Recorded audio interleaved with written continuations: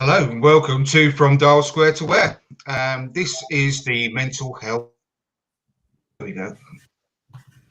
I don't know whether that works. It doesn't show me anymore, the video, but there we go. I'll just assume it did. We've got my co-host, Chappers. How are you, Chappers? Hi, I'm good, man. How are you? Good. I'm not too bad at all. And we've got a new guest today. I'm really delighted to say that Ray from City Fan TV is with us tonight as well. Looking cool tonight, eh, Ray? Oh, cheers, Kev. How you doing, guys? I'm all right. Hope you are too. And I'm absolutely thrilled to have you on because you've made a massive effort to be on this show tonight. I'm sure you'd rather be in bed probably the day you've had, Ray. Just to let everyone know. Andrew, I'd rather be watching England lose, honestly. Oh yeah, I'm sure you would. Yeah, no, he's driven all the way from France today, Ray. So great that you made this effort, and I'm really glad to have you on. It's a tough one for me, this show, and I don't know why, I've just been really nervous about doing it. It's just because it's a subject so close to my heart, something I've been suffering with for a while, and yeah, I just felt it's so important, more than ever at this day, to actually bring this subject more and more into the open. And yeah, I just want everyone to get involved with this, and we really need to do what we can, the smallest amount, just to break the stigma of mental health, especially amongst men, especially amongst maybe the football community, and now more than ever within this environment we're all living in at the moment as well. I mean, people are going through bereavement, social isolation, loss of income, fear, worry, anxiety, loneliness, domestic violence because of we're actually during lockdown.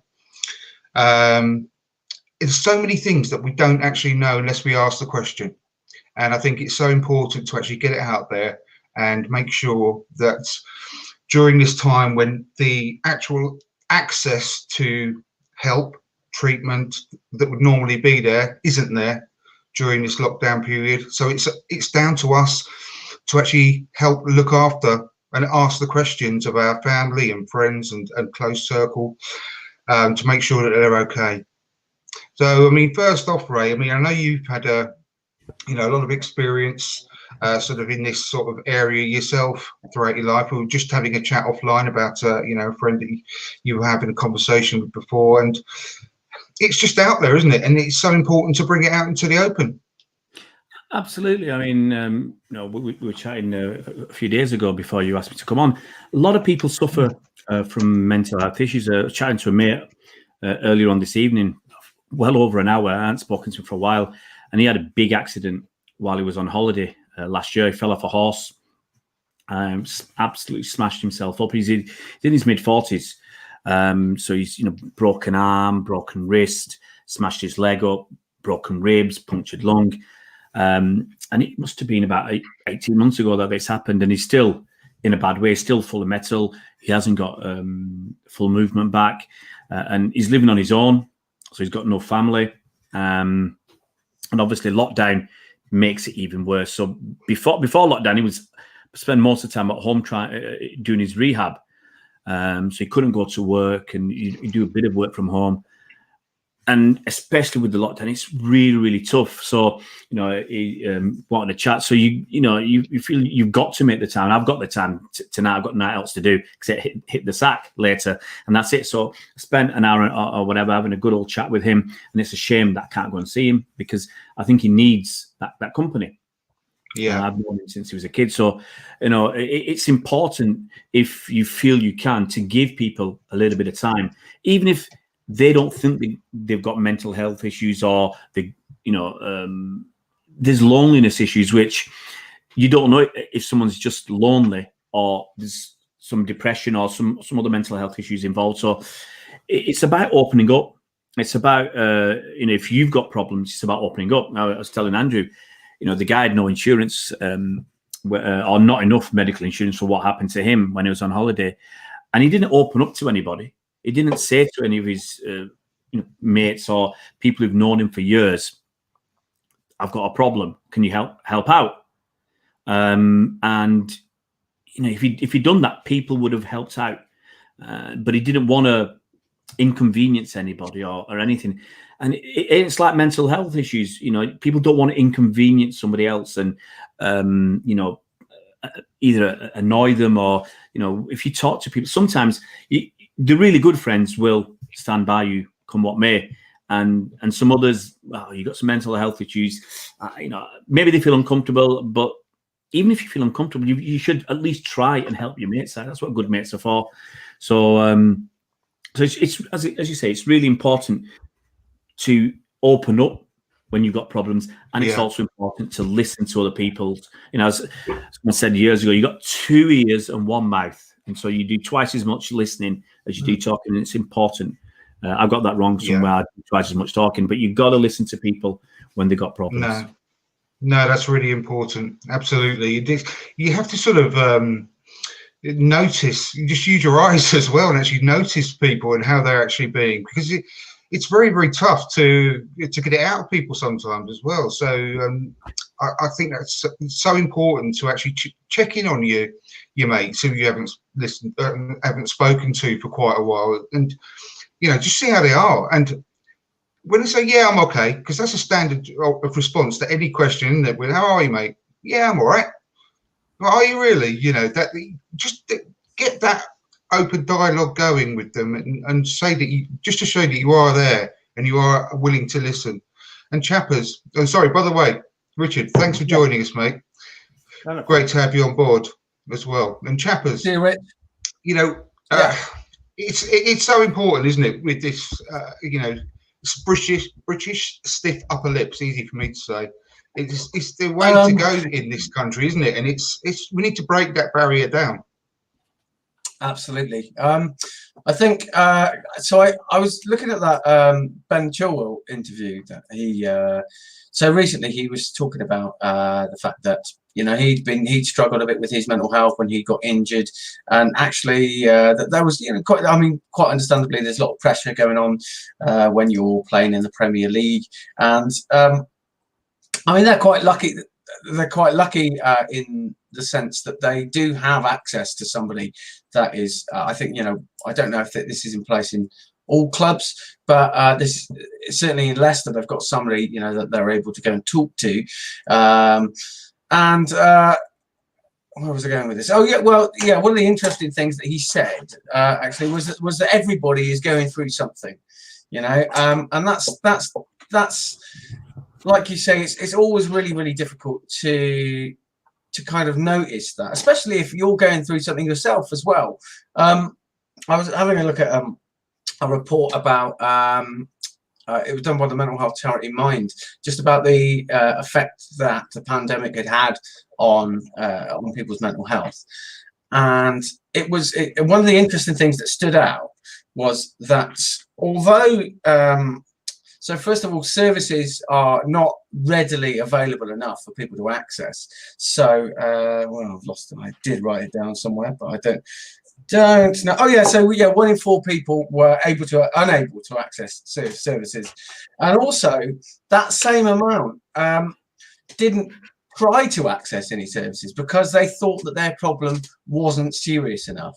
And like I don't know about you, but I have been guilty of that, like time and time again. And actually, as a result of that, it's meant a massive decline in my own mental health. When you just go, well, for whatever reason, you'll go, well, I'm struggling with this or with that, but I can't talk to them. I don't want to bother them, or they don't want to hear from me, or I haven't seen them in a while. So like that would be an imposition.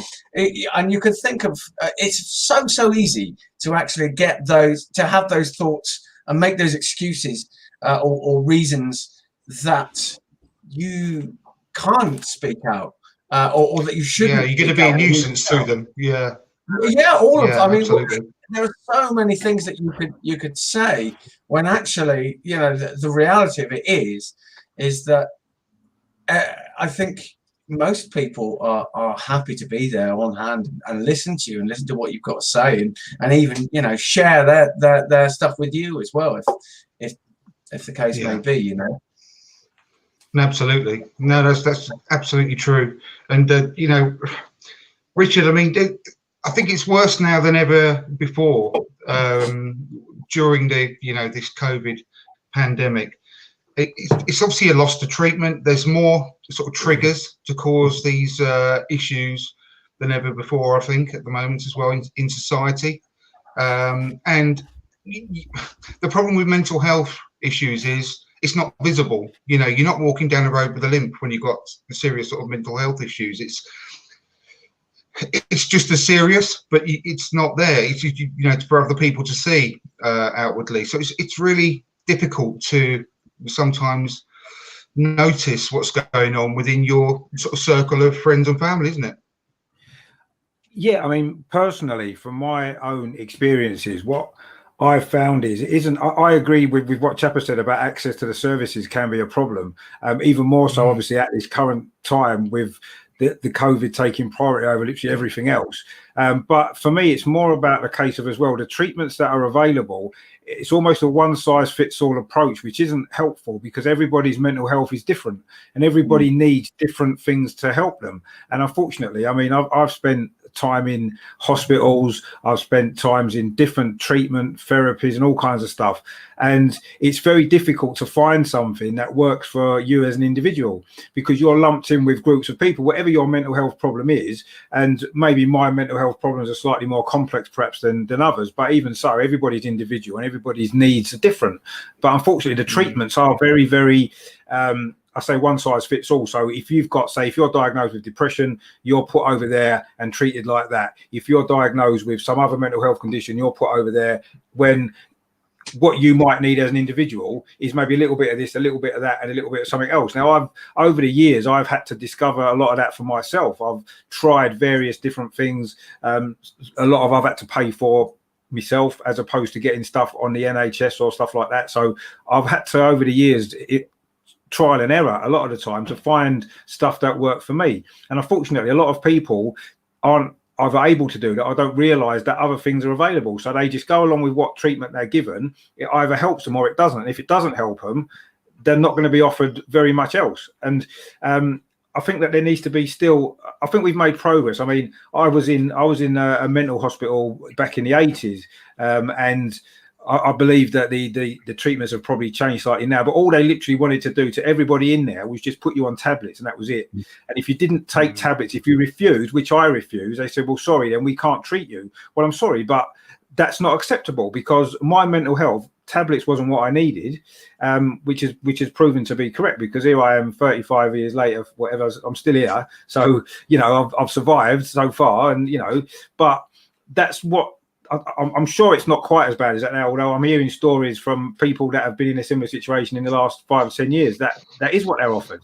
You go there, you're basically offered tablets and that's it. And if you refuse to take them, they refuse to treat you. And that's not, there needs to be a lot more work done on how people are treated for their mental health. I know you can't treat everybody individually. There's no way there's the resources to do that. And that's not probably realistic, but it certainly needs to be a lot more designed for individual people as opposed to just lumping everybody in together in a group that clearly people need different things from it. And that to me is why we're probably now in a situation where it's become a bigger problem now, because problems from years and years ago haven't been resolved. People with those problems haven't been treated properly, and subsequently they've got either worse or they've certainly got no better, and the problem has just dragged on and dragged on. I mean, that's what I found for me. I still suffer now, not as bad as I have done in the past, but it's like everything, isn't it? You have good times and bad times, don't you? And that's unfortunately what we all have to live with. And you hope that you can cope better as you go along with it. You hope you can cope better with the bad times than you did last time. And but the treatments that are out there, I just don't feel they're adequate enough, and they're certainly not catered for an individual. They're just catered for groups of whatever. I mean, it's very difficult to diagnose a mental health condition anyway, isn't it? You can say how you feel and what your symptoms are, if you like, but ultimately it's individual, isn't it? And what one person feels, somebody feels completely different, even though they might have the same problem. And it is difficult. I mean, I'm sure none of us know the answers, do we? That's the point. But ultimately, I agree that we do need to talk about it more, and I think we do now. I think in the past, I mean, I never I never told anybody about any of my mental health problems for 20 odd years more, because one, I was embarrassed about it probably, and two, because that was how I was brought up, you know, just at the time it was, and mental health wasn't looked upon as being a problem, or wasn't looked upon as being real almost. It was like, well, you know, there's nothing wrong with you, snap out of it kind of thing. That was the attitude that you brought up with. So, etc. Yeah, and that's, I suppose it meant that I grew up not being open about it, and it's only really, I say, maybe in the last 10 years or so, maybe more so, that I felt able to, that people maybe understand a little bit more about it, and people are more understanding probably, and which is good. But I still think there's a long way to go, and I still think there's lots and lots of people out there that struggle in silence because they maybe don't feel they've got anywhere to go, or that even if they've got somewhere to go, that they're not going to get out of it what they need. And unfortunately, too often that's right as well. That is the case. It needs to be seriously looked at. And, you know, the government has spent all this money and all this effort on this COVID situation, and that money needs to be invested elsewhere as well. And on mental health is one of the things that really needs to get serious amount of investment put into it. It needs to be taken as seriously as any health condition, because it's just as serious, in some cases more serious. Yeah, I think it actually leads to so many other things. Sorry, Chappers. I think it you know, that it probably needs to be pretty central to the because it is a massive mental health crisis, you know, since the pandemic's hit, and I think that probably needs to be central to that, you know. The fallout from this, mental health fallout from this, community services and young people, and, you know, addressing inequalities and reforming, you know, certain things in the Mental Health Act as well. All of these things kind of need to be addressed, because the way that we look at mental health and talk about it is changing far quicker than they're able to make, than the government are able to make provision for, I think. Definitely. It's not going to be known, the actual severe effects that this pandemic has had on the mental health crisis for years, I don't think. And, and the problem is, everything you said, Richard, is bang on, because I have been suffering from many years. I only really decided to sort of speak openly about it, maybe, I don't know, I don't even know if it was about 6 months ago, maybe a little bit less. And I've only just, you know, starting to sort of, you know, feel better because of that, you know, and actually being more open. And the thing is, I actually went through counselling twice in the past, and on both occasions, the counsellor was completely and utterly ineffectual. I mean, one of them, their idea of counselling was to make me lay down and listen to some soothing music, and you know, and that was it. The second one literally was just giving me leaflets, you know, and just saying, go and read this and read that, and that's not counselling. And that really gives, the unfortunate thing is that gives counselling a bad, you know, rep, and you just need to find the right person. And I think that my own point of view is, when you get a good counsellor, I mean, obviously that's like gold dust really, and what you need to do is have a relationship with this one person. So, because I find nothing more frustrating than having to explain myself to a new person from the start, over and over again, every time you speak to someone new. And when I'm feeling at my worst as well, the last thing I want to do is pick up speak to people on the phone as well, because I've been that bad. I couldn't literally speak properly, and I was like really too emotional about it, and it was really difficult. And I felt that sometimes, you know, being able to, and this is God's honest truth, Twitter has got a really bad reputation as well, and you think, you know, there's so many horrible people on there, and you know, cyberbullying, and, you know, going after celebrities, and, you know, all this sort of stuff. But I'll tell you what, the Twitter family I built up was invaluable for me a few months ago, because I was able, I mean, I put a message on when I first sort of started opening up about it. I was blessed with, you know, 200 or 300 people who messaged me, DM me, and you need to lean on them. You need to lean on these people, and some of these people I've never met in person, but they've proven to be far stronger friends. You know, you guys have, you really came through for me. So many other people came through for me, much more so than people I actually had down as friends. You know, I thought they were friends. Andrew, I think it's understanding sometimes, though. People that haven't been through it maybe don't understand what's needed in those circumstances, maybe, and they don't know how to deal with it. I think maybe people with experience of it themselves maybe got a little bit more understanding. By the way, I just want to say, all right, Ray, I've seen you before on a few shows. It's good to actually finally meet you. Fantastic. Yeah, it really is. It's so important, and that's what is as important for this show, is making sure that people who have no idea, have never suffered from these issues, that they also know can understand maybe some symptoms, some triggers, and help other people, because you don't have to have been a sufferer to be affected by it. You know, it's very much more, the people that are surrounded by, and if you can understand that this may be going on with someone that's close to you, but you've never actually approached it with them, then make that first step.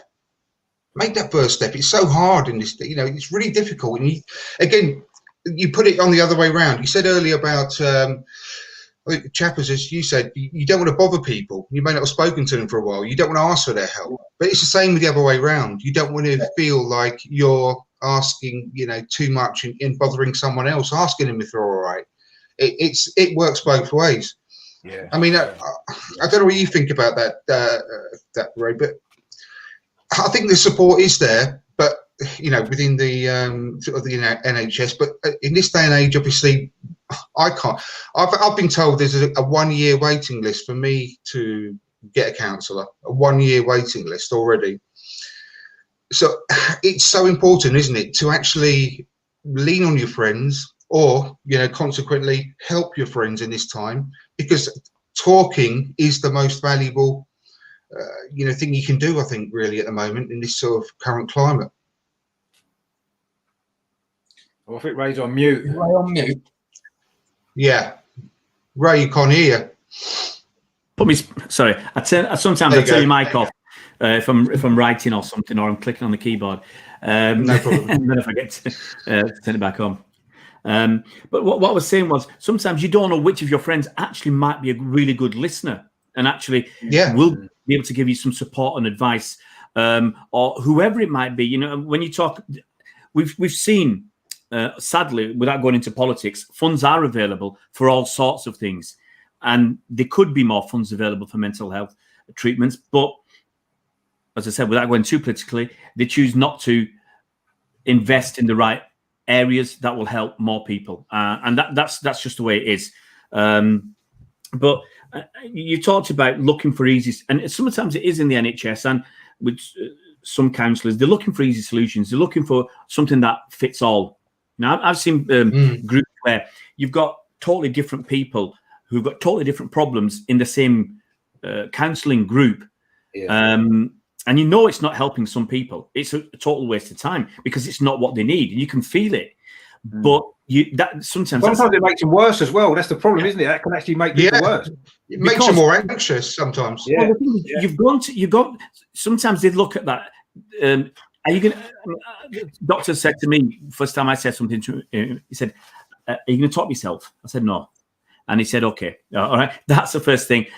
They send you to a group, and sometimes I'm sure people at the group say, "Well, it's not working for me," and they think, "Well, nothing will work for me," and then they just disappear because the starting point wasn't good. And I people who watch me on my channel, I always try and relate things to life, what's happened, and I'll tell you stories. Many years ago, we're going back nearly 20 years. I was a recruitment consultant for a company, big company. I lasted a month. They were really, I tend not to get on people who are unscrupulous, unprofessional, and sometimes I speak my mind. And it doesn't really work too well if you're a new boy speaking your mind. But I remember this. I used to be an accountant, so I was working with accountants, and there's this one lad. He'd been about 21, 22, 23, something like that. He just qualified from a small firm of accountants up in the north. And the recruitment agency wanted to send him. In those days, it was the big five. So it's big five accountancy firms. and they're a business. They view people as a commodity. So they didn't view him as an individual. They viewed him as a commodity, and they didn't prep him. They sent him for the first interview with one of the big five. He was absolutely rubbish. Well, I won't call it rubbish. That's harsh. He was unprepared. He had no idea what he was letting himself in for, and he made a total mess of it. And they pulled him from all the other big interviews. After I got fired after a month, I was actually, before I even went, I was warned, don't stay more than a year. Go there, get some good training, and then leave. By an owner of another business, recruitment business down in London. But anyway, so this guy, and they had him basically bottom feeding. They weren't really willing to work on him. They might send him to some low-level interviews and whatever. And then when I left, I still had his number on my phone. I said, I'll give him a call. So I called him up.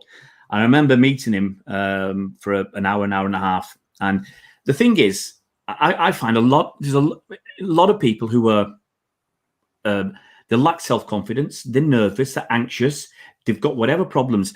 And my purpose with him, when I was just there for a chat, was to give him some self-confidence and help him to actually get through an interview without, getting all nervous and to prepare him.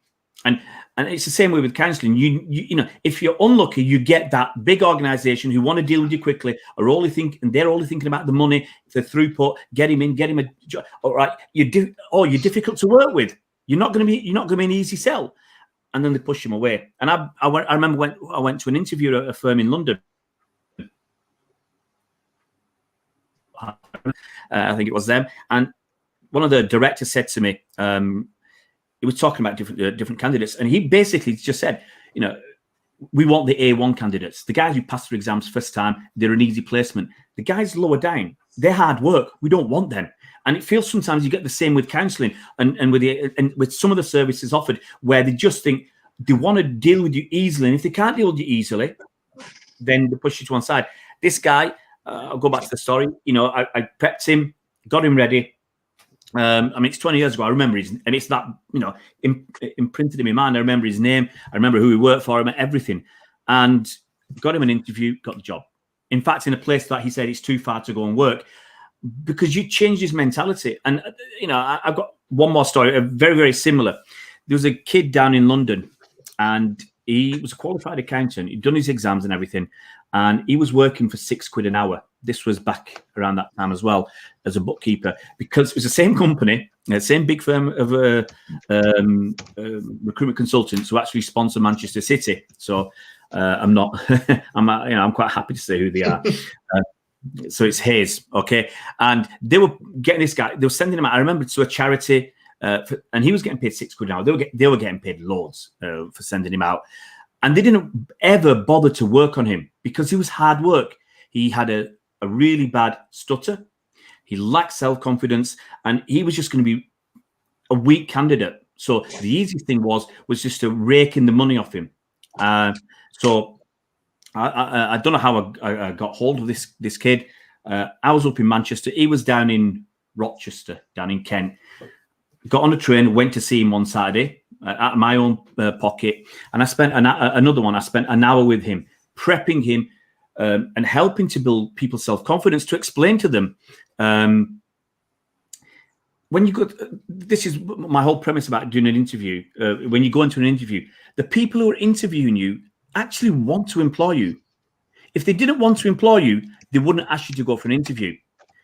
The person who's interviewing you is usually quite senior. Some of the firms I work for, some of the partners back in around 2000, they were charging £1,000 an hour to clients. Okay. Now, if that partner or senior manager is going to spend an hour with you, that's an hour they can't charge out to a client. So they're willing to invest their time, effort, and money in interviewing you. Turn it around. Don't go in there thinking, "Oh, I'm going to struggle here."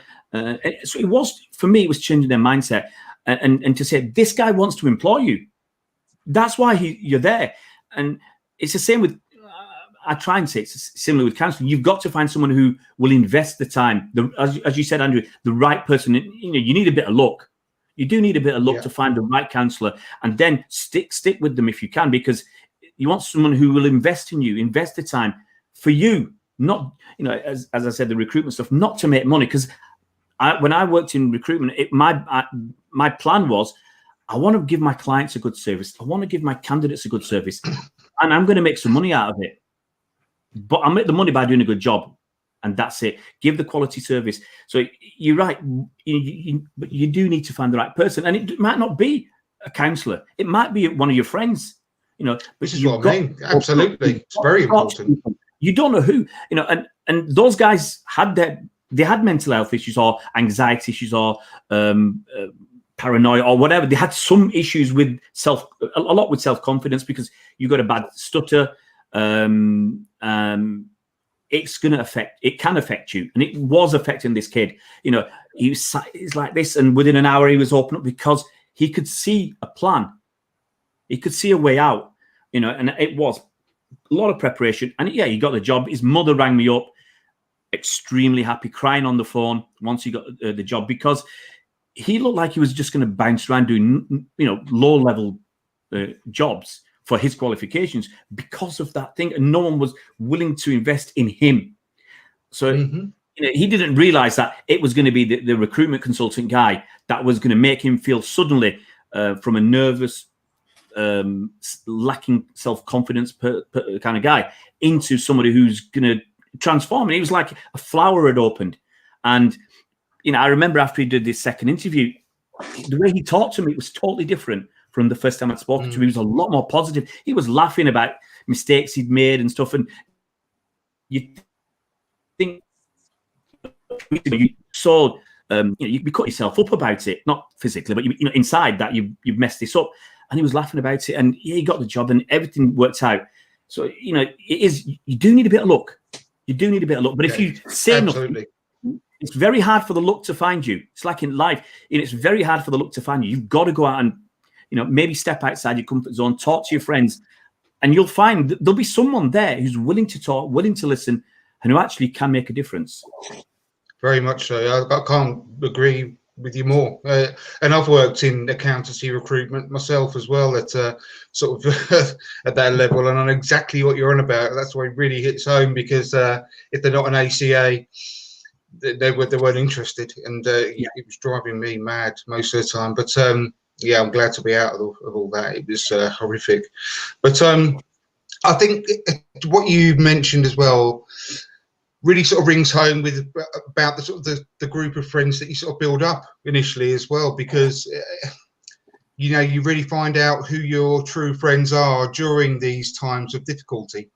And because I've been a sort of, well, I can only describe myself as a nomad, really. I've never really settled anywhere. I've never really settled down any roots.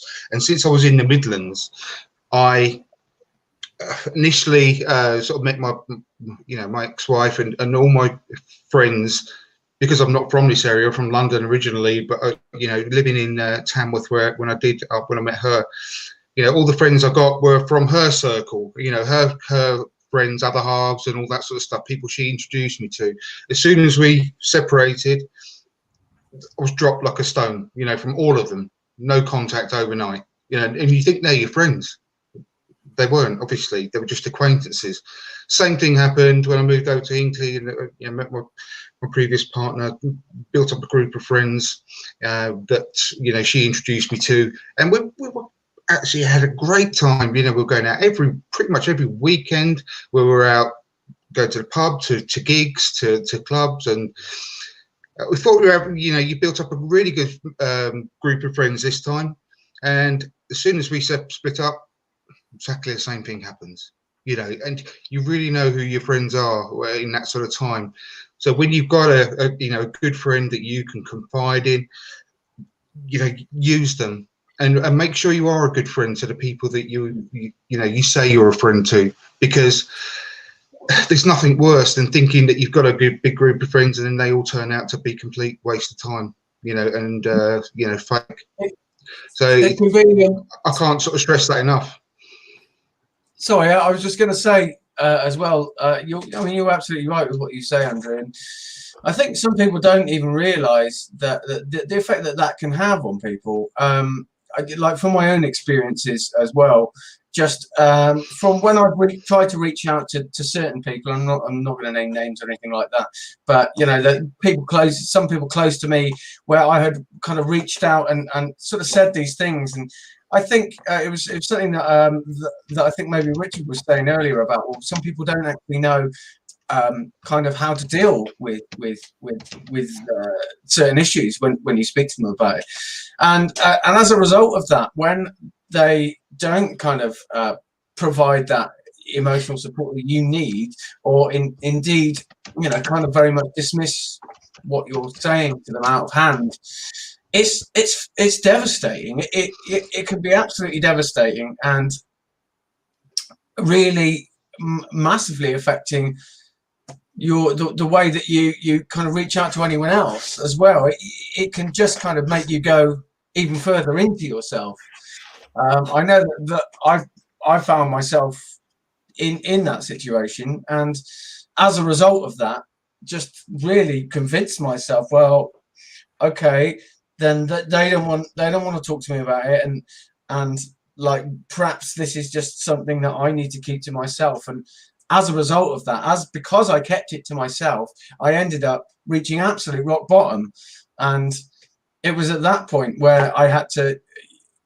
It was that thing where you go, we have to just chuck all that stuff that's going on in your head, saying, well, nobody wants to hear from me, or this or that, out of the window. And I phoned up a friend, a good friend again, who I hadn't seen in a really, really long time. And I knew he'd struggled with some mental health issues in the past as well. And I just rang him up and I explained it, just literally probably went on for about 20 minutes without him saying a word, and just kind of him going, yeah, and he said, yeah, look, come on over, like, we'll get outside, we'll walk around the park, we'll take the dog for a walk, you know, we can chat some more. And that was, I mean, has been a very difficult and long road back, because a lot of the time, when you don't even realize how bad your mental health is and how much it's slipping, and until you get to that point, when you feel that you're getting better, you don't actually realize that you're not better. You're just at that previous point where you thought you were okay, but actually you really weren't okay. Mm-hmm. So it is. I mean, it is a really, really long road back, but you're absolutely right. The right support, isn't it? You know. Well, how long did that guy that you phoned up? You spent 20 minutes on the phone with him. You went over to see him. How long did you spend with him? You know, did he sort of give from his day, just, you know, to walk around the park with you and talk to you? I mean, an hour, 2 hours, maybe. I don't know. Yeah, we spent those 2 hours. I mean, those 2 hours, literally. I'm not saying this is for you, but if you did that for someone, it could save someone's life. Literally, it could make someone think, I am cared for. You know, I've got a friend who actually cares what happens to me. You know, it's so important. You do not understand how by giving some of your time to someone is so valuable. It's incredible. You know, I can't sort of stress that enough, really. And just this, I mean, when you're actually locked up, or you know, in the lockdown, and you know, maybe you're feeling a bit bored and a bit down on yourself, and your phone goes from a friend who maybe you haven't spoken to for a couple of months, and you're thinking, oh, you know, I can't be asked to talk to someone at the moment, and you just let it ring out or something, let it go to voicemail. The person on the other end of that phone could have been you, chappers, that day when you were at rock bottom. Do you know what I mean? It's just by giving that 20 minutes on that phone call, how valuable was that to you at that point? I mean, it's literally invaluable, isn't it? It was the pivotal point. It was the pivotal point for me. It really, really was, to actually be able to to know that, you know, we, like I say, we went on over and, you know, spent the afternoon, like when we walked around the park, went back to his house, like listened to some music, drank tea, chatted about stuff. And he said, look, you know, when I was in this situation, have you listened to, like he recommended a podcast. It's a particular episodes of a podcast, the Blind Boy podcast, where he talks a lot about mental health and stuff. He said, have a listen, you know. And that really was like the very first step for me onto like a new a different chapter, a different part of my life, and a different way of looking at life, I suppose. And I mean, the one thing I'd say is that, like, I know that, like, it'll never be the same again, and I'll always be sort of, I suppose I'll always realize that I am fragile, but that at the same time, I know when I'm feeling fragile now, and you know, I know that there are certain things that I can do and I'm able to do to kind of make me or help me sort of out of that situation, or out of that hole, you know. I just think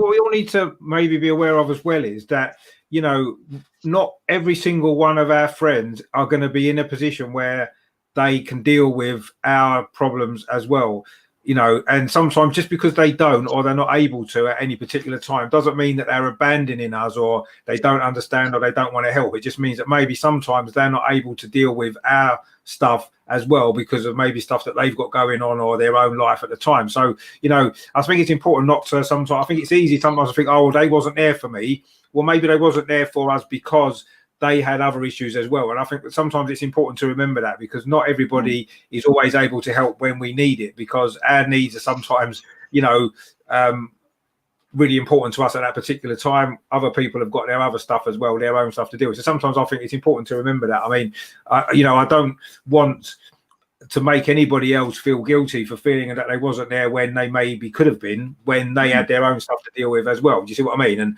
I think it's important that we don't necessarily put all of our stuff onto other people and expect them to be there, even though they've got their own stuff as well, I think as well. But yes, it's important that if we can, if we're able to try to help people if we can, because, you know, it's not easy, is it? It's a tough world out there, you know, and there's lots of stuff that happens and lots of stuff that goes on, and we've all got to deal with. And I think if nothing else can come out of all of this COVID stuff that we've had to deal with for the last sort of 8-9 months, and we might have to deal with it for another 4 or 5 months as well, it's that I think that it has maybe made a lot more people appreciate things a little bit more and understand a little bit more that all these things that we took for granted maybe in our lives, you know, forever, we've always took certain things for granted, haven't we, that have been taken away.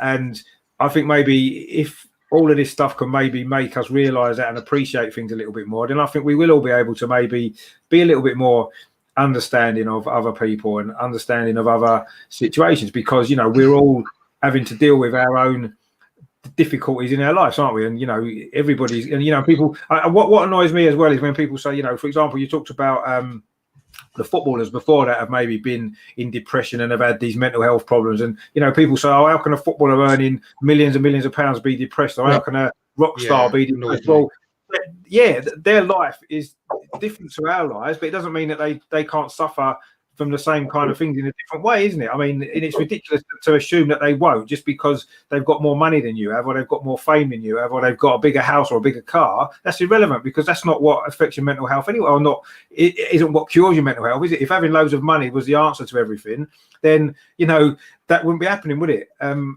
it clearly isn't, is it? So it's been going on for years, yeah.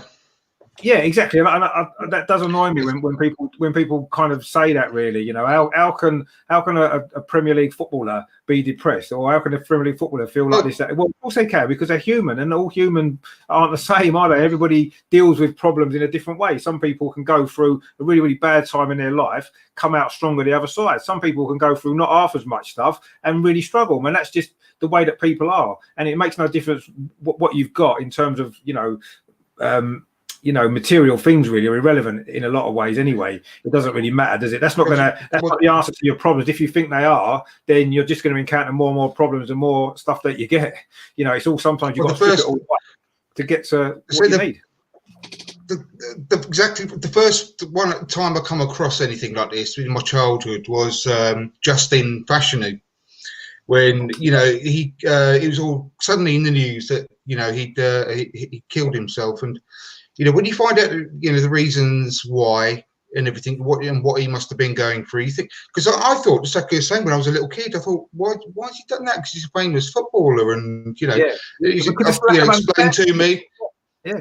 Absolutely, and then you look and he's going all the way through the time, all these people that have killed themselves, from Kurt Cobain all the way through to, Robin Williams, for example, Gary Speed. Gary Speed is a big one. And they're all people. When we were kids, we looked up to them and thought, that's the life we want. We want to be a footballer. We want to be a rock star. We want to live that life. So how can someone who lives that life be that depressed they want to kill themselves? You can't get your head around it, can you? Because you can't. On it. But as you go through life itself, you should be able to hopefully pick up a little bit of perspective and realize that no matter how your life is, no matter what you've got and what you've achieved, you can still suffer with the same issues that anybody else can, because we're all human beings, and that's the way it is, unfortunately. And human beings are flawed. We're all flawed, and we've just got to be able to understand that we're all essentially the same. It makes no difference, whether you're living on the street in a cardboard box because you've had a terrible life, or if you're a millionaire with a big massive mansion, you're still a human being, and you're still going to suffer, or potentially suffer, exactly the same way. And I think people need to sometimes understand that a little bit more as well, and be a little bit more empathetic with people. Just because they might be better off than you or live technically a better life than you doesn't mean they don't have problems, and their problems aren't just as serious as someone else's, and sometimes more serious because they've got the extra pressure of living that lifestyle that's in the public eye. We can go and hide away in a corner, no one has to know, and it's fine. But if you're living that lifestyle, if you have any little problem, suddenly you've got people outside your house, you've got your phone ringing constantly, and it's even worse, isn't it? So it's probably worse for them than it is for us, because we don't have to face it in that same way. It's an illness. People who it's getting more and more out in the open that it's an illness, just in the same way as any other illnesses, which needs treating. And what you said earlier, Richard, is exactly right. You can't blame anyone for not understanding, not quite being there, not answering that phone. But what we need to do is make sure that just to try and make a little trigger that when someone's phone does go off, and it is someone that they maybe not have spoken to for a little while, just as long as it's like a little trigger in the head to say, I should answer that. I should answer that, because why? It's unusual. This person hasn't phoned me for 2 months or whatever. Just that, giving that time, like what happened to Chappers, if you did make you double think and say, I'm going to answer that phone, rather than rolling your eyes and thinking, I'm not in the mood today. That could be a big thing for someone on the other end of that phone, and it could be a turning point, like it was for Chappers that time. Yeah, for sure. That right, Ray? I mean, I don't know what else to sort of say on that sort of subject, but I can't stress enough how important that could actually be to someone's day, and life moving forward, just by doing that and giving that time, like you mentioned in your story as well. Yeah, I mean, well, my mate rang me yesterday, and I couldn't take the call, but at least send a text message or something. At least have some contact. Sometimes it gives them something to look forward to. I said, give me a call tomorrow. I'll be home. I'll be available all day. Okay, and then he called me this evening. We had a chat well over an hour, just catching up, and because I know he's been stuck at home for whatever 8 months. And before that he was stuck at home because he was all bashed up. So at least have some contact. If you can't take the call, at least send him a message and say, look, I'm busy, but call me in an hour, or I'll give you a call in an hour or something, and make sure you do it. And sometimes, as I said, I always look back into my life, and when I worked in the NHS, and we used to look at there was something called frequent flyers. Now, a frequent flyer was somebody who would go to hospital back in the day, and they'd go regularly throughout the year, and there's usually nothing wrong with them. And they cost the NHS a lot of money. And in those days, you had, I remember one instance where someone would go in on a Friday night, might have breathing problems or something, and there's a test that they needed to do. They know they weren't going to die or something, but there's a test they want to do, but there's no one there. And that person might be there Friday night, Saturday night, Sunday night. On Monday, they have the test and all clear, they go away. That 3 night stay might cost the NHS £1,000. And so I was working with the practice manager, looking at getting how can we stop them staying for three nights? Can we somehow do something out in the community? So instead of going to hospital, they've got a certain issue, they can come to us, we can get that test done. It's much, much cheaper out in the community, and they don't need to go to hospital, and that's £1,000 potentially saved. And we looked at the biggest category of frequent flyers, when you look at them, was single men living on their own, past pensionable age. I think that was right. A huge chunk of people, and a lot of it is people are just lonely, and they were going to hospital with not much wrong with them, but they've sometimes been kept in overnight for observation, and there's not much wrong with them. And it was because they had really nothing else. Possibly they had no social life, they had nothing to look forward to. And so sometimes if you say to someone calls you, you can't take it, you're busy or whatever, you say, I'll give you a call in an hour. I'll at least send them a message to show that you are there and you are prepared to listen. Or it might be like I said to my mate, give us a buzz tomorrow. So you don't know how much of an impact that'll have on the other person, because that person might say, oh yeah, I'll give him a call tomorrow. He's got something to look forward to. When I started doing a lot of live streams about 18 months ago, and I wasn't intending to do a live stream every day.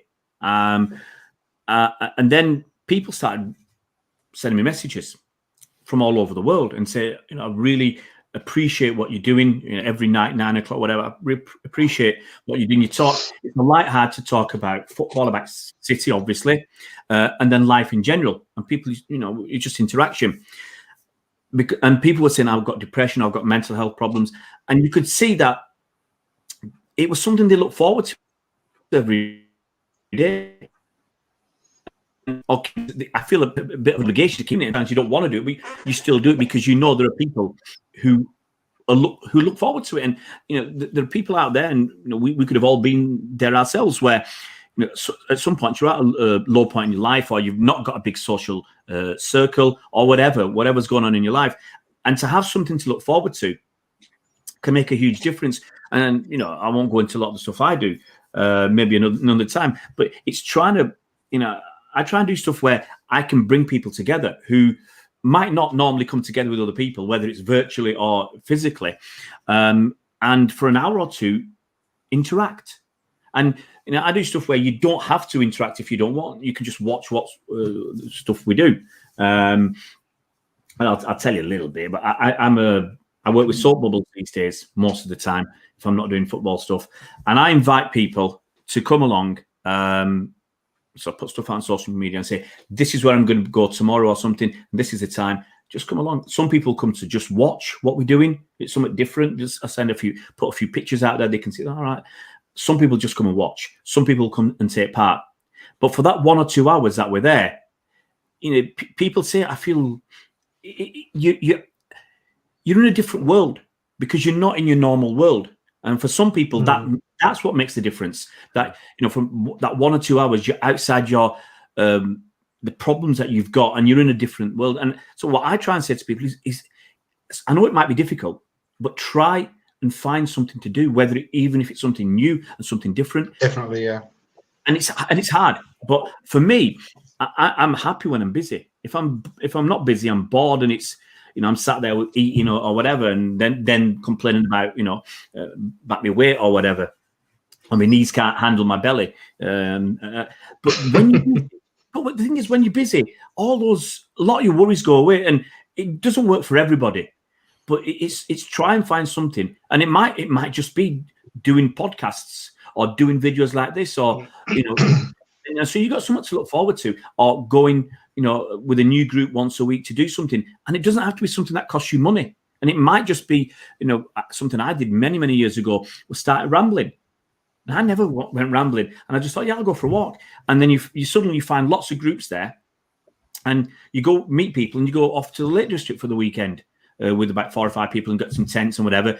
And it doesn't have to be expensive, or you can do other stuff, but just find something that maybe you didn't do as a kid. And, you know, and maybe it's something that you think, I don't want to do that, or you look down on it. You need to force yourself, because I've been in that position whereby I have no motivation to do anything, you know, and when you get into that situation, it's really hard to get out of, and you literally have to end up forcing yourself to do something. And once you do, little by little, that something that you're forcing yourself to do becomes a little bit longer each time, and you spend a little bit more time doing it, and before long it's actually starting to take up most of your day or a whole afternoon, for example. And that is exactly really important what you just said. That I think when you're actually in that situation, you just think, you literally think, or I did anyway, everything's pointless. What's the point what's the point in doing that? You know, it's a waste of time. You know, and I just end up spending the whole day just laying on a sofa or whatever. But I think there's a time and a place for doing that. I don't think you should knock yourself for and you know, criticize yourself for doing that on occasions, because sometimes that's exactly what you need. But when you can do something, you should, and you should really try and force yourself. Whether even if you just buy like a cheap bike off eBay or Facebook Marketplace or something, for, you know, whatever you can afford, you just go out on your bike for a little while, just clear your head. And an hour on your bike is exercise for the mind as well as exercise for your body as well. And like and it's important, Ray, as well, when you start going out walking, for example, if you're a person that goes everywhere in the car, that's fine. But when you do start walking around your local area, you see things that you didn't even notice before as well, things like that, and maybe bump into someone that you haven't seen for a while, and can have a chat there as well. So yeah, I think that's a really important point that you made there about you know, doing stuff and keeping yourself occupied, mind and body.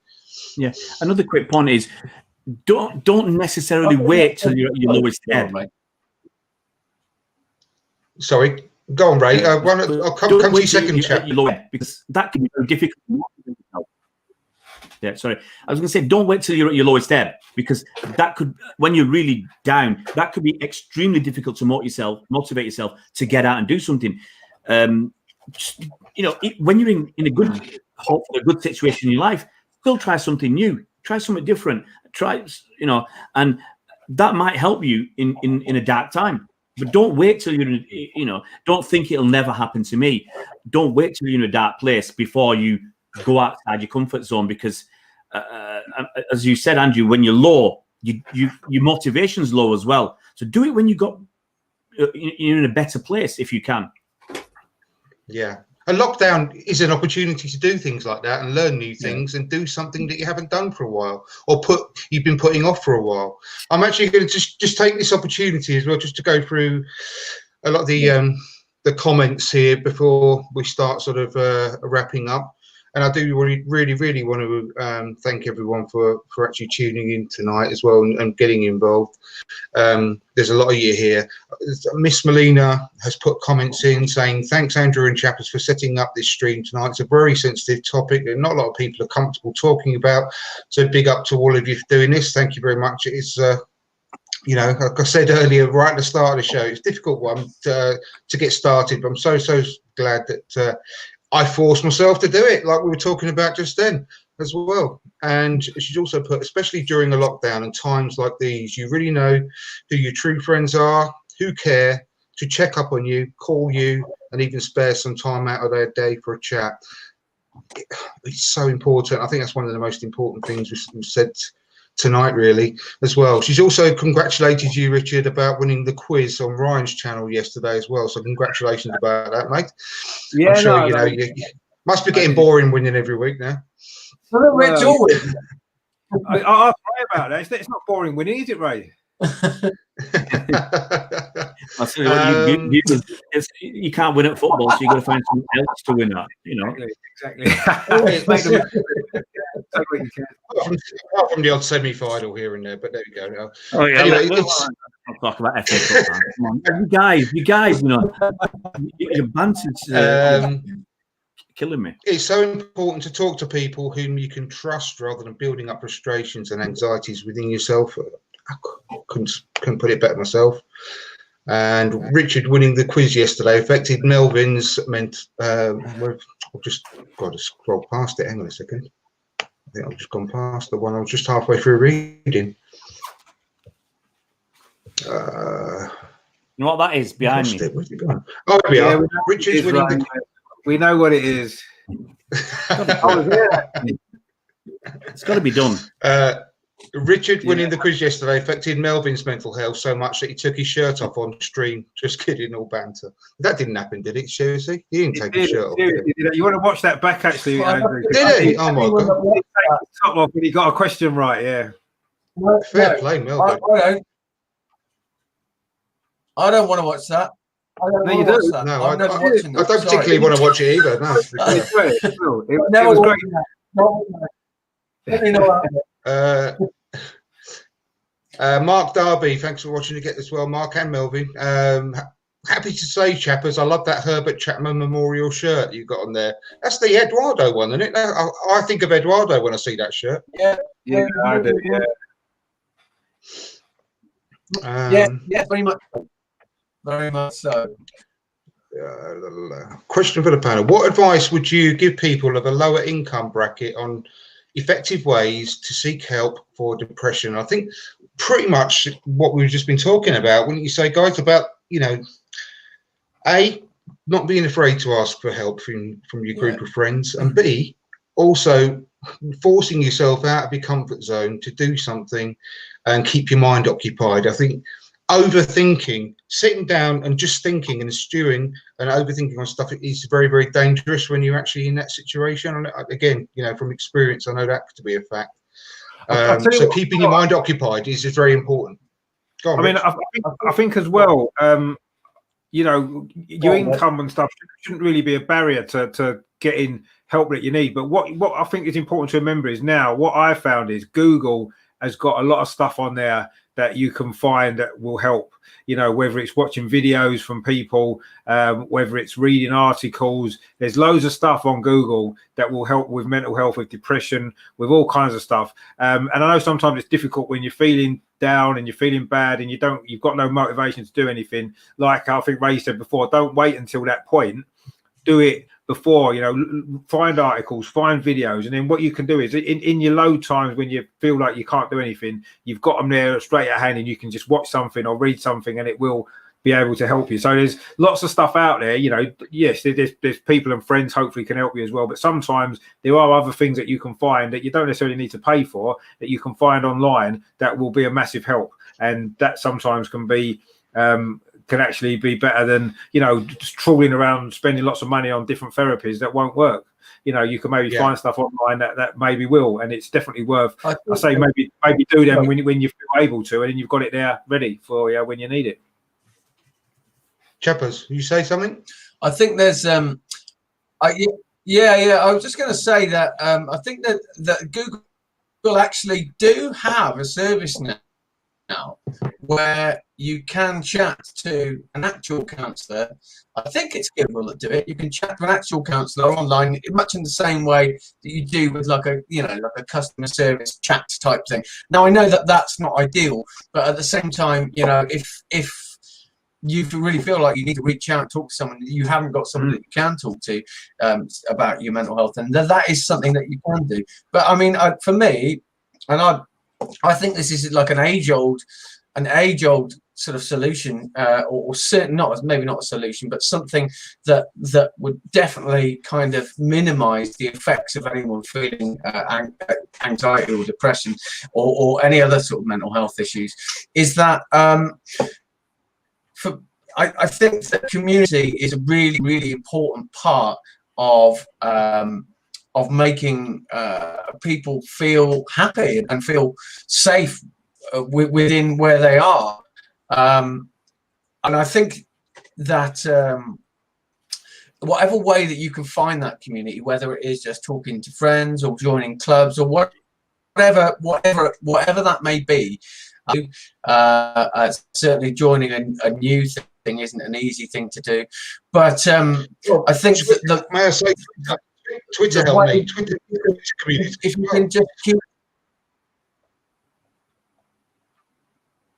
keep those links that you have, those community links, and just try and keep your community as wide as you can, and try and make yourself feel like you're part of that community. That is definitely something I think that can certainly ease some worries and issues that you might have with your mental health without having to necessarily spend the earth on it. Absolutely, yeah. And may I say also, music helped me a lot. I know that people aren't as into music as as the next person, but I've always loved music, and it's always been a big part of my life. And I think that actually listening to some music that is uplifting, that you've loved in the past, and it really can trigger good memories as well from certain times of your life. I don't know if you guys find that, but I do. I think that when you listen to a certain song, it triggers memories of gigs that you've been into in the past, nights out you've had with your friends, certain times of your life, and it can really actually inspire you. I just think that the only problem that can be sometimes if you're feeling in a certain way and you hear a song that reminds you of a good time in your life, it actually makes you feel worse about how you're feeling at that time. So you need to be aware of that. It can be sometimes. That's all. And sometimes I love music, and but certain songs with certain memories, good memories in your life, when you're feeling really bad and down at that particular time, that actually makes you feel worse. Why can't I feel like I did then? So sometimes you have to be careful with that. I actually like listening to depressing songs when I'm feeling down, because it cheers me up, feeling someone else is actually feeling worse than me because they've written this depressing song. Different things appeal to different people, and different things will piss you off. That's why it's useful when you're in a good space to try lots of different things, because you might find something that is uplifting, that will pick you up, and that will be useful at a time when you are alive. And if you tried lots of different, and it might not be easy, it's certainly not for me. Half of my life is I don't want to try something new because I'm going to be bad at it, or I'm going to be embarrassing and people are going to laugh at me. And half the time, and do it. See what happens. And if you fall, get up, keep going. So I've got these, competing emotions. But once you get out and do it, and hopefully you'll get over the negative feelings, and you might not go and do that again. The first time I went kickboxing, I got kicked in the face. I didn't go back and do that again because I got kicked in the face. But then I went out and did something else, and I find something else that where I didn't get kicked in the face, and I enjoyed it. So it might be playing Scrabble, or there's lots of things online as well that you can do. I spent hours playing online Scrabble. It might be rubbish, but sometimes it is online, and sometimes it's you want physical interaction. But try lots of different things, and if you've got to remember, most people won't be there to laugh at you, and I think that's hard. If you're worried about that, it's hard to accept. Most people want to help you. They don't want to laugh at you. It's like going for the interview. They want you to have a good time. They want you to, be involved. They want you to come back every week to do whatever activity it is. So just try it. As I said, don't wait till you're down. Try lots of different things. Find something you like. Yeah. And it might be when you are down, you say, well, I did that a month ago and I really enjoy that. And maybe that will be the spur, the motivation to go and do that thing, which it's not a definite cure, but it might help you a little bit. And sometimes that little step. Break something down as well, I found. Say for argument's sake, you've got a room that you've been wanting to decorate for ages and ages, but it's getting the motivation to do it. It seems like a massive task to do that when you're feeling really low. Break it down, and say, right, well, I'm going to do that bit. I'm going to do that side of the bedroom today, and do it like that. And at the same time, put some of those tunes on that you used to, that you like. Put some of that type of music on that you like, and whilst you're doing it, you may end up surprising yourself. I know I did when I was doing that situation. I ended up quite enjoying it much more than I thought I was going to, and I did it a lot more than I actually planned. And then it gives you a bit of a sense of overachievement. It was good. But if you break down a task to give yourself to do that day, just go for it. Just really try and force yourself to do it, because you might surprise yourself. You may not, but it's definitely, these sorts of things are worth trying. Breaking down a task into smaller bite-sized chunks, if you like. And there's a few more comments here. Thanking you, Miss Belinda, saying thanks, chappers, for having the courage to share that story that you went through. And during these lockdowns, talking to people in your circle is very important, rather than secluding yourself from others. And Mark Darby, motivation is the key, and I agree. Walking in the countryside is a fantastic remedy. Let's just have a quick look down here. Don't miss any other ones out. There's a few more comments about that quiz. I think I really missed out yesterday, Richard. I think I would have whipped your ass, to be perfectly honest. Absolutely amazing. It was a really good quiz, and I'll say Melvin took his top off as well, which made it even better. So. Well, yeah, a little bit of sick would have come up into my mouth, I would imagine, seeing that. But, no, it's fine. It was fine. We all coped, so it was good. And Mark Darby sort of agreed that, like, on the music side of things, Fleetwood Mac are amazing for any kind of mood, and get yourself acquainted with their back catalogue. But yeah, the song "Tusk" by Fleetwood Mac that always lifts me up listening to that. I just love the beat of it. Fantastic song. So that's a good. Funnily enough, I used to when I lived in Croydon for a few years, and I got when I was doing my apprenticeship over in London, I got pally with this guy who was all through from London, and his dad used to sort of jam with Fleetwood Mac in his garage, and they used to come and do some sessions in his garage when they were sort of starting up. He got me listening to them a little while. He was a guitarist, and he wasn't in Fleetwood Mac, let me get it right, but he went to school with a couple of them, I believe, from memory. But they used to come around and use his garage to sort of jam sessions in. So that was pretty cool. So yeah, I don't know much about them, if I'm honest. I haven't listened to too much of them in the past. So yeah, no, it's good. They're very good, Fleetwood Mac. Yeah, they're not. Tell Mark they're not as good as the Beatles though, because he seems to think they are, but they're not. Yeah. Well, I'm going to start sort of. They're not as good as the Beatles, but they're good. Sorry, did you want to say something then, chappers? I think he's on a bit of a delay, unless it's. No, I was just laughing at Richard. Oh, okay, that's fine. But yeah, I just want to thank you guys so much for doing this tonight. It's been a big, a boost really. That it's always good to know that you're not alone in these situations, and how important it is to share and to help and to listen and to speak.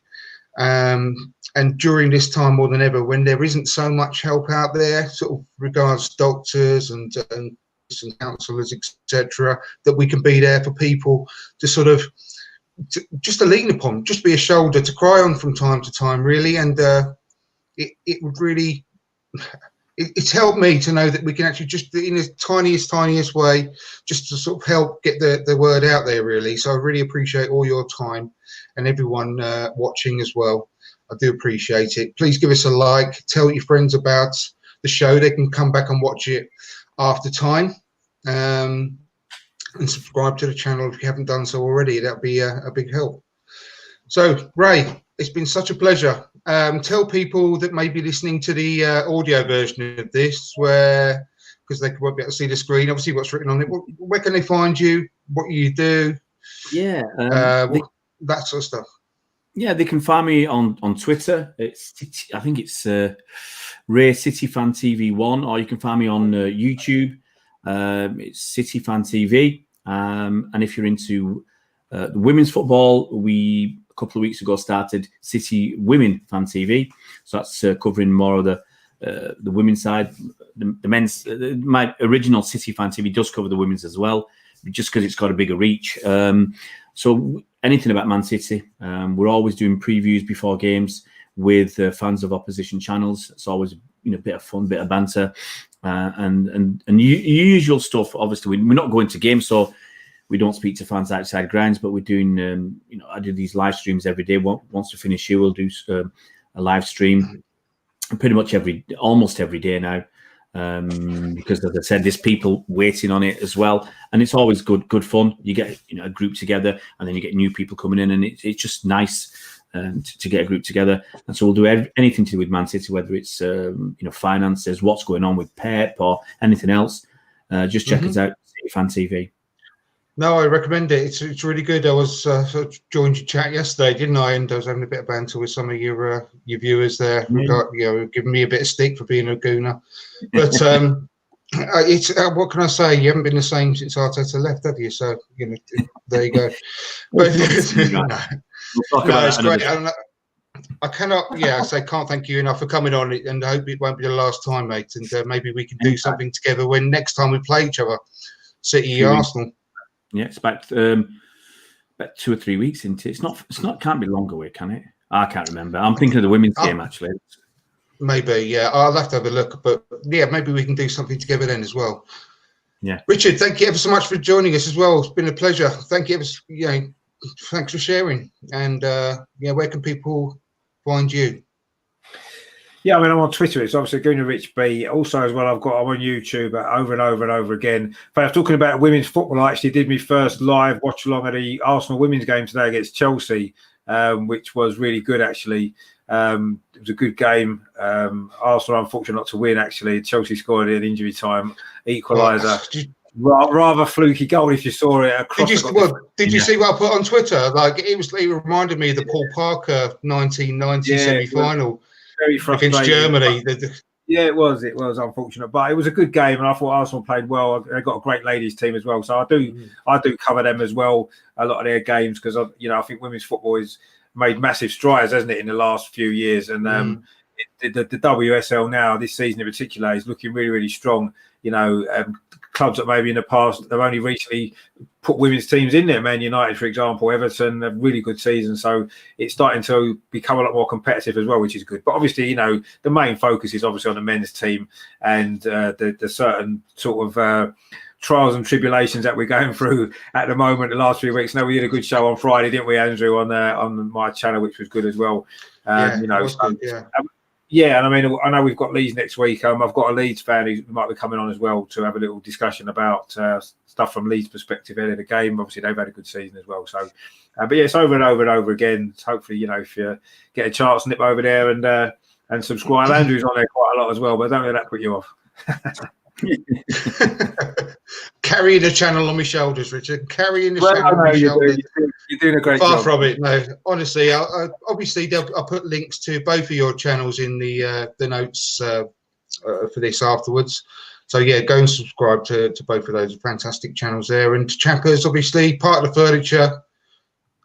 Thanks for coming on again, mate. And once again, though, thanks for sharing your stories, and it's it means a lot, all of you. So thanks for joining me today. So I'll end it there, and I'll look for. Oh, by the way, Tuesday, Mesut Island Discs, great episode coming up, an extra show this week. Please tune in for that. It's going to be Tom from the Gunner Talk.